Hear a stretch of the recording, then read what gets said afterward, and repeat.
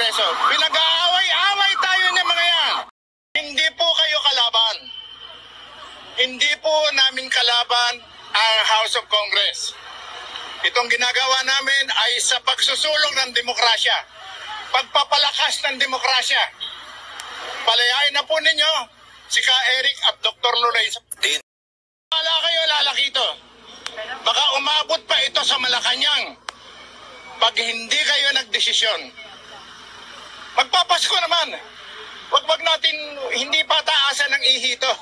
Wag tayo magkahiyaan dito. Malaking bagay ni Ka Eric, nila Doc Lorraine para makapagpasuko at maniwala ang mga kabataan na hindi na sila kailangan sumama sa CPP-NPA. Pagkatapos, anong gagawin ninyo? Matapos tumulong sa pamahalaan. Hi guys, magandang araw po sa inyong lahat. At makikibalita po tayo tungkol dito sa kalagayan ng ating dalawang news anchor na si Ka Jeffrey Eric Celis at si Miss Lorraine Badoy ng Laban Kasamang Bayan. So makikibalita po tayo dahil nabalita natin na ang kanya pong may bahay ay dumulog sa Korte Suprema together with Attorney Harry Roque. So nakakalungkot po ang nangyari dun sa dalawang news anchor na ito po ay talagang hindi naman po dapat mangyari. Nakakagambala po ang nangyayari ngayon sa Kongreso. So tunghayan po natin kung ano ang mga ganap ngayon at ano na mga updates patungkol dito, kung makakalabas ba sila bago magpasko at bagong taon. So ito po ay galing sa news ng Laban Kasamang Bayan. Ito po si Attorney Harry Roque ang siyang sumama para magpetisyon sa Korte Suprema. So tunghayan po natin guys para lubos nating maunawaan kung ano na po ang kalalagayan ng dalawang news anchor na si Miss Lorraine Badoy at si Ka Eric Jeffrey Celis. Eto na po sila.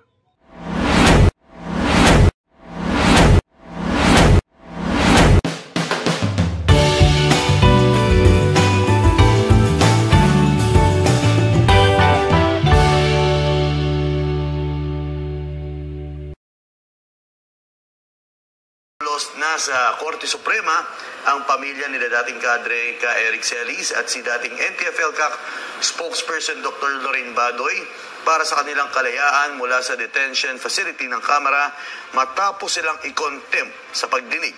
Narito ang balita ni Margot Gonzalez.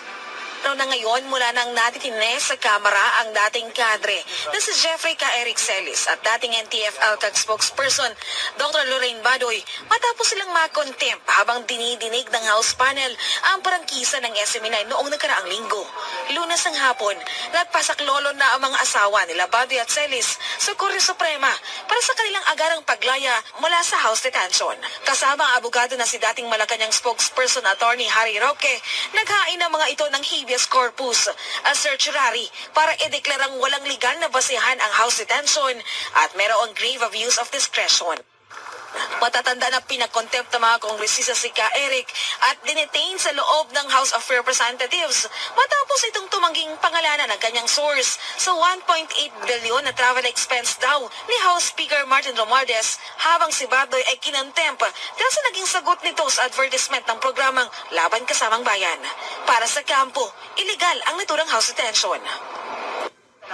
Malinaw po na illegal. Unang-una, hindi po dapat mapilit ang mamamahayag na ibunyag ang source niya dahil nga po sa SOTO at dapat po bago magpakulong, binibigyan mo na ng pagkakataon na marinig ang mga resource persons sa Kamara.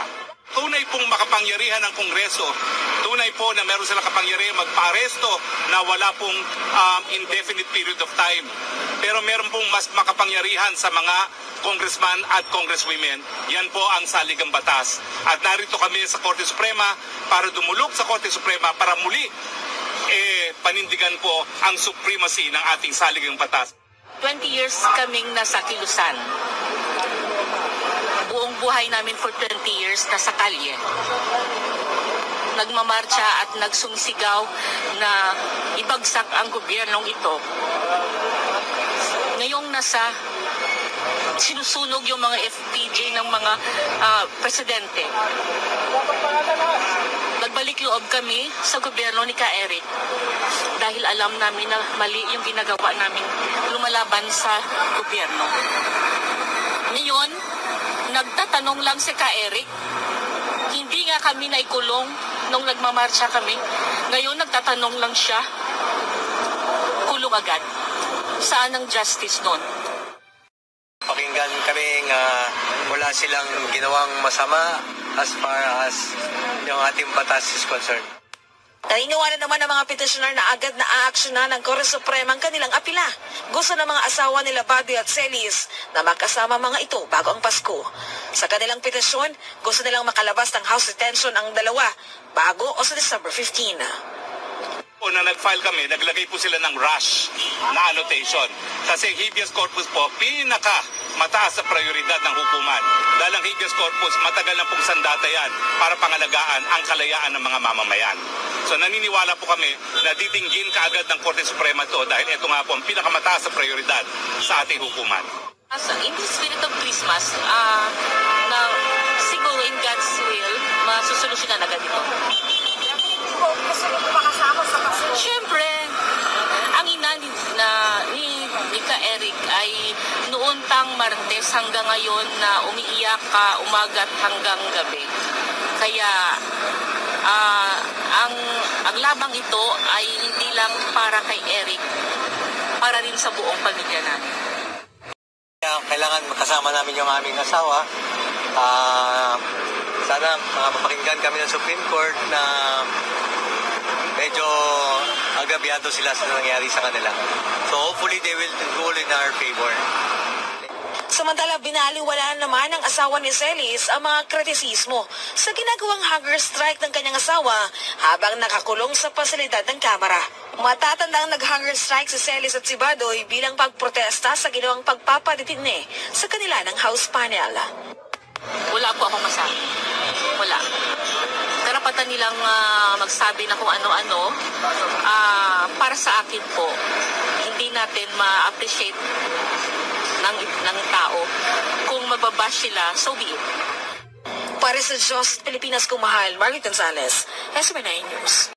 Ayun guys, at natunghayan na natin kung ano po ang sitwasyon ng ating news anchor na si Ka Eric Celis at si Miss Lorraine Badoy. So nagsampa sila ng petisyon para makalaya yung ating dalawang news anchor kasama ang ating attorney, dating spokesperson si Attorney Harry Roque. So ang kahilingan lang nila ay makalaya ito at makasama naman ang kanilang pamilya sa panahon ng ating Christmas at Bagong Taon. So nakakalungkot po guys. Kung kailan pa namang Christmas at New Year at saka nagkaganito sila. Nakakaawa naman po. Nasa naman po ang puso nila dito.